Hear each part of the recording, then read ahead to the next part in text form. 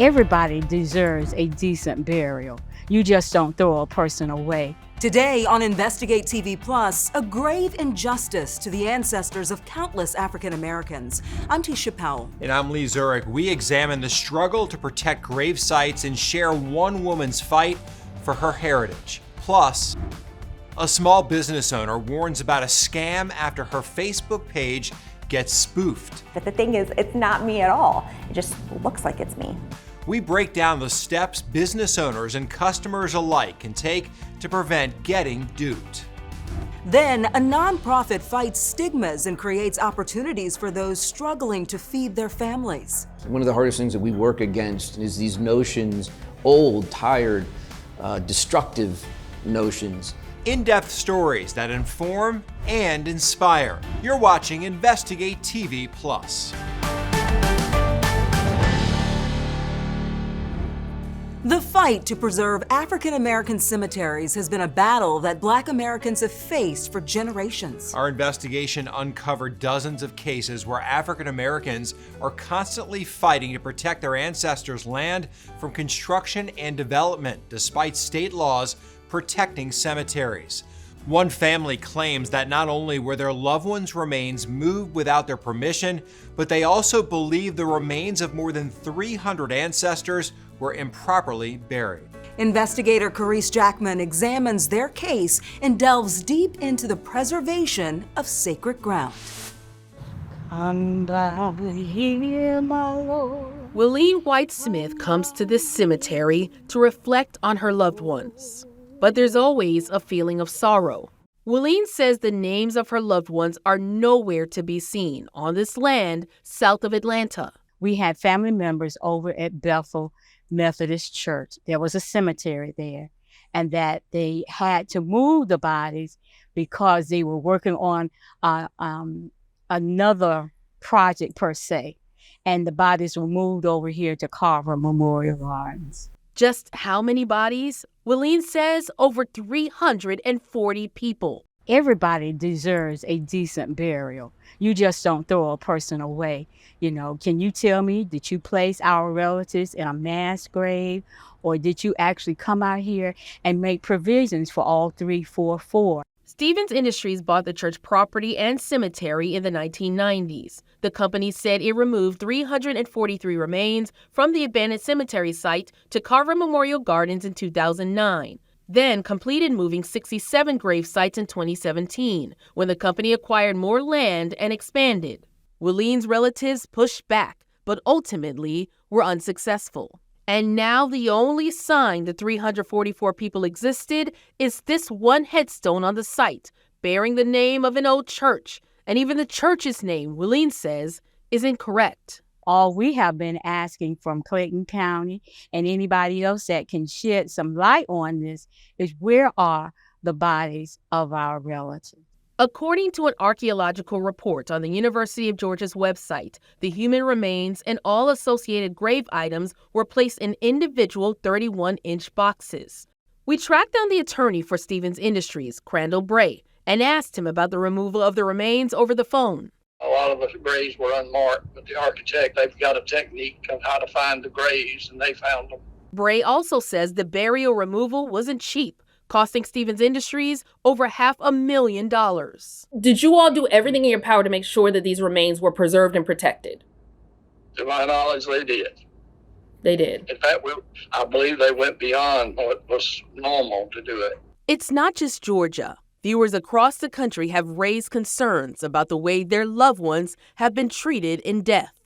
Based in Nashville, attorney Catherine Barnett travels the nation, representing families whose loved ones' remains were desecrated. The legal framework is really complicated, so there's no federal statute that covers people's rights with regard to the remains of their loved ones and their ancestors. When it comes to companies and corporations, or even just someone wanting to build or remove remains, why is it so common that some of them just don't follow the guidelines that are already in place? Because they can, right? I mean, I think the sad thing is who will speak for the dead. So I think the reason why it happens is because, unfortunately, they get away with it a lot. State and national databases identifying African American cemeteries are also poorly kept. But one of the states leading the way in collecting information on Black cemeteries is Tennessee. That was my dream, is just to constantly keep putting them in there and having a version for the public, but also having specific records and detailed records alongside that. Graham Perry is the Historic Cemetery Preservation Specialist with the Tennessee Historical Commission. He helped create a Black cemeteries database for the entire state. So far, they've counted at least 720. Perry says funding is always an issue, but it shouldn't be an excuse not to collect the data and create a database. The fact of the matter is, by having state recognition, we hope it can help cemetery groups, which by and large, I always encourage people to form groups, to take care of a cemetery instead of trying to do it themselves. For Wileen, she wants not just a state database, but proof to truly identify if more than 300 bodies were properly buried here. We have a whole lot of relatives, and we don't want them to go unnamed and not remembered for the contributions that they made to our community. Although her family's lingering question of where are the bodies has yet to be answered, Wileen will continue going. Oh, no. Fighting for answers, for her ancestors, and for the preservation of sacred ground. Stevens Industries has since sold the property to another company. We also reached out to the lead archaeologists about the relocation of the graves. We have not heard back. In the meantime, the African American Burial Grounds Preservation Act was signed into law by President Biden in December 2022. The act authorizes the National Park Service to establish a $3 million annual grant program to help preserve African American burial grounds. In Washington, D.C., I'm Carice Jackman. Our coverage of African American burial grounds continues right now on our website, InvestigateTV.com. You can read and watch Carice Jackman's in-depth reports. Just search Sacred Ground. Still to come, millions of families forced to choose between paying the rent or paying for food. We say we use food as a tool to strengthen bodies, empower minds, and build communities. We take an in-depth look at the nation's hunger crisis and the organization inspired to feed the body and mind. But first, faked out on Facebook. I asked him, what is this? Why did you order these things? They don't work. And he said, I told him to. A small business owner issues a warning after her dad is scammed by a page he thought was his daughter. We show you the signs a friend may be a fraud.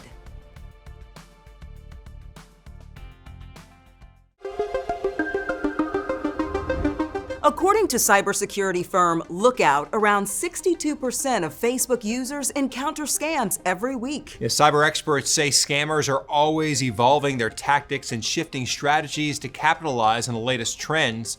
One such trend is called spoofing. Now, spoofing is where somebody creates a duplicate profile on accounts where your friends list is public. They send friend requests to this public list, trying to get them to like this profile so they can eventually scam you. In Phoenix, a copycat Facebook account for a local business managed to scam the owner's dad. Reporter Susan Campbell examines how this happened and how you can avoid falling for the same tricks. Social media is a critical part of Natalie Edmonds' business, Dementia Care Blazers. We put out little training videos for family members to be able to digest and see in just a couple of minutes and take that tip and try it with their family member. This is her Facebook page. But it's 32,000 followers. But recently, this is the scammer account. Natalie found a copycat page that looks identical to hers. So they totally scammed my own father. My own father thought he was talking to me. Here's how it happened and how Natalie found out. Recently, my dad had some memory vitamins delivered to the house. And I asked him, what is this? Why did you order these things? They don't work. And he said, I told him to. Turns out whoever's running this lookalike Facebook page messaged Natalie's dad directly and told him to buy the supplements. It's so frustrating. I was so upset. My average customer is over the age of 55 years old. And so scammers are brilliant to go after my audience. And so it's just, how much is this actually really happening? If my dad never ordered those memory vitamins, I'd have no idea that this was still going on. According to the Federal Trade Commission, consumers have reported losing $2.7 billion to social media scams since 2021. This is something people should be aware of. The URL says Simple Girls BD, which doesn't even make sense. My company's Dementia Care Blazers. Right now, the copycat account mimicking Natalie's company has 5,000 followers. And their numbers keep growing as people continue to think it's me.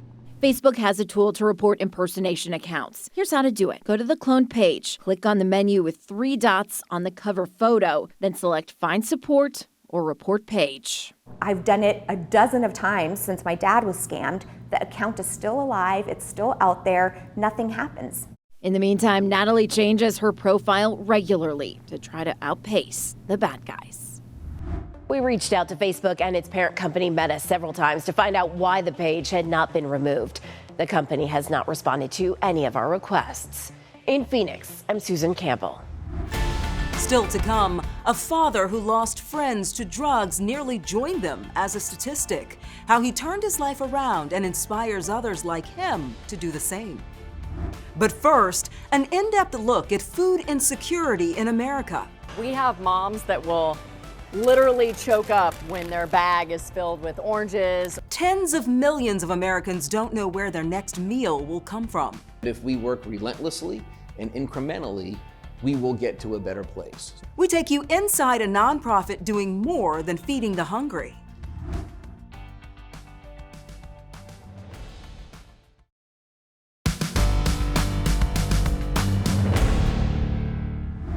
Just putting food on the table is a struggle for millions of Americans. According to the U.S. Department of Agriculture, in 2022, more than 44 million people lived in households that had difficulty getting enough food. And the same USDA report found nearly 7 million households were so financially squeezed they had to skip meals because there wasn't enough food to go around.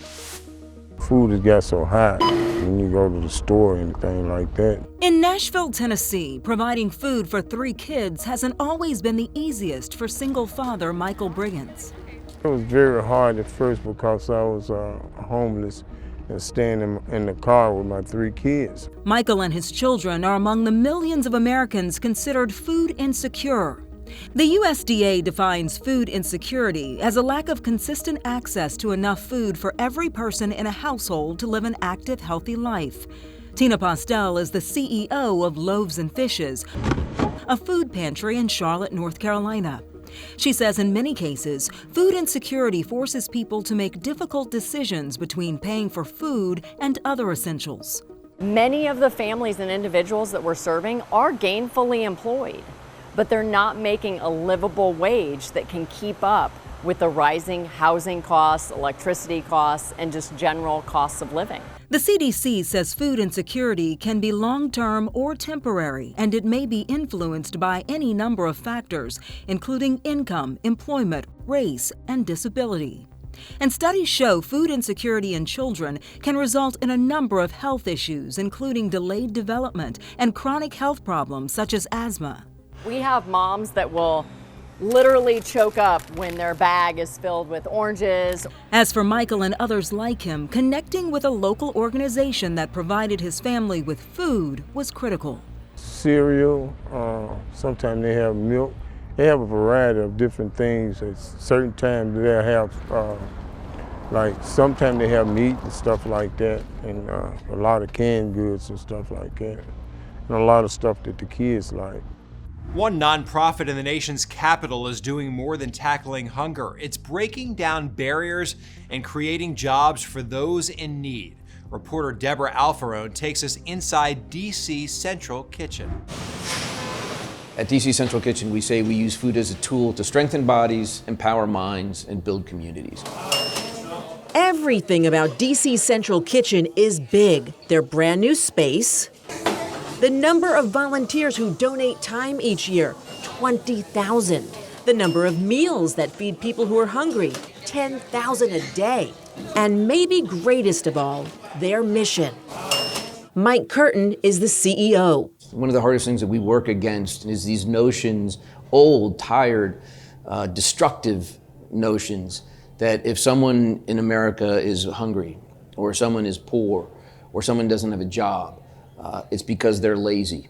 it's their own fault. There is systemic racism, there is systemic economic exclusion. The differences are stark, stunning, and quite frankly, criminal. DC Central Kitchen is a rare hybrid of nonprofit and social enterprise business.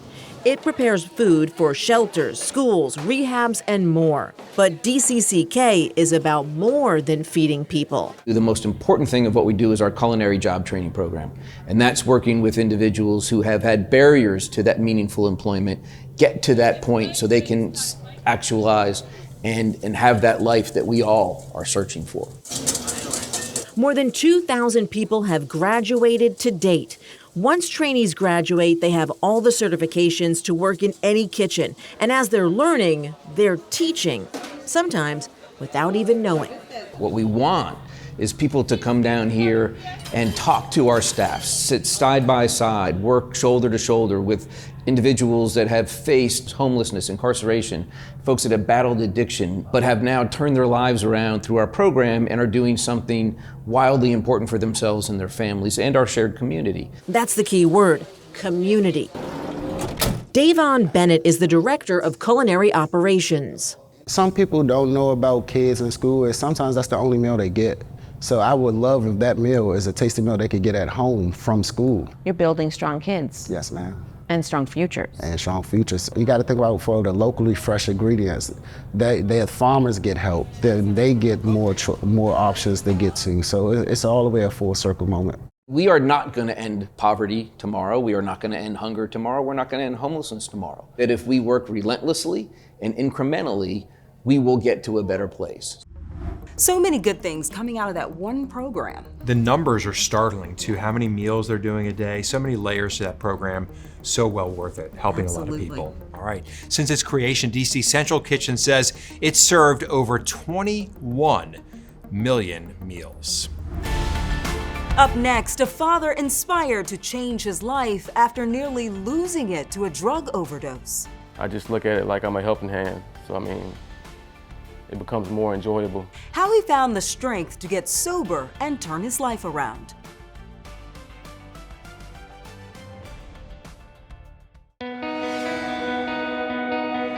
Drug overdose deaths have reached historic highs in the United States. The CDC reports in a 12-month period ending in January 2022, more than 105,000 Americans died due to a drug overdose. Drug addiction, also called substance use disorder, is a disease that affects a person's brain and behavior and leaves them with the inability to control the use of legal or illegal drugs or medicine. For one North Carolina father, a near-fatal overdose served as his wake-up call. Reporter Dave Jordan shows us how he took his second chance to turn his life around and inspire others to do the same. In a hospital bed at ECU Health Medical Center, barely alive from an overdose and battling COVID and pneumonia, Hugh Whitaker was given little chance to survive. I was abusing drugs at the time. Cocaine was a drug. And I had got a bad batch. It was laced with fentanyl. It was his young son who discovered him passed out on that September night last year. Around midnight, 1 o'clock in the morning that day, my 4-year-old son comes down in the garage and finds me face down on the ground. And I was unconscious. Paramedics gave him 3 rounds of Narcan and rushed him to the hospital where the prognosis wasn't good. On the 4th day, the doctors had told my mother that they had done all that they can do and that they were going to probably have to give up if I wasn't coming to myself after they took the breathing machine out. They took the breathing machine out and I don't know, man, I just came to on the 5th day. It's nothing but God, I guess. And it's all Q needed to realize he had been given something special. A second chance at life. While others around him were dying. I lost a few buddies, a few relatives, and friends that I used to associate with in the streets, and they didn't make it. Q was determined to turn his life around for himself and his kids. He immediately began attending classes at Life Ministries at the Winterville Baptist Church, a nonprofit addiction recovery program. Pastor Mike Dixon is the founder and director. He's got an incredible faith and a determination to overcome any obstacle the enemy would throw at him. I have seen in Q really an above average desire to want to live a productive life and a good life. And that plays a key role in overcoming any kind of addiction, the attitude. Q's life really has come full circle, and in a good way. He now works here at ECU Health Medical Center as a nurse assistant, the same hospital where he nearly died last year. I just look at it like I'm a helping hand. So, I mean, it becomes more enjoyable and makes me feel inspired to be able to help someone that's sick with their life on the line. While he's currently a nurse assistant, he has bigger aspirations. He's taking classes at Edgecombe Community College to become a nurse.